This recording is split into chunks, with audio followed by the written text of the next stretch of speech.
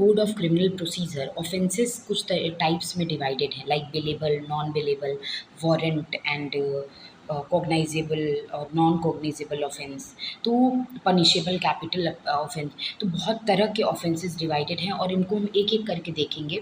ऐसे समझ में नहीं आएगा, इसलिए हम विजुअल थ्रू हम विजुअलाइज करके पढ़ेंगे।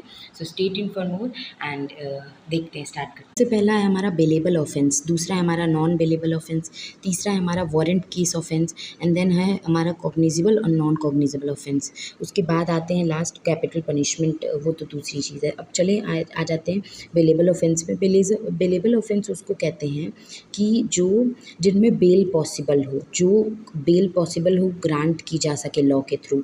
नॉन बेलेबल उसको कहते हैं जिसमें bail can not be granted.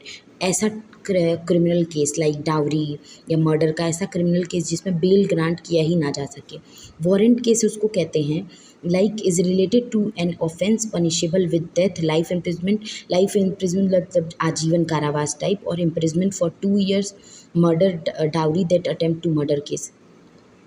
जो murder, dowry, death, attempt to murder cases में जो सीरियस टाइप्स ऑफ जो क्राइम्स होते हैं उनमें वारंट केस रिलेटेड वो ऑफेंस पनिशेबल, जो जिसमें डेथ का हम कोई ऑफेंस जो पनिशेबल हो डेथ के लिए, ठीक है, सिर्फ डेथ में या फिर लाइफ इम्प्रिजमेंट के लिए पनिशेबल, उससे कम, उससे में कुछ भी ना किया जा सके।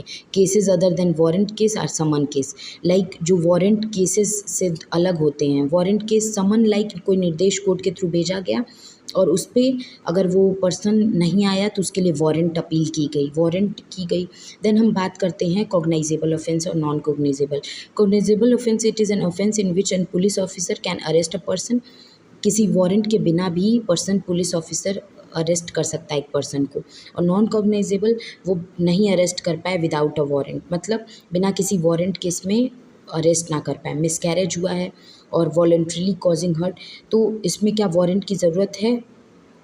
नहीं। एक पर्सन को बिना किसी वारंट के इसमें वो कर लिया जाएगा, मतलब अरेस्ट कर सकते हैं। कॉग्नाइजेबल में वारंट के बिना अरेस्ट नहीं कर सकते हैं।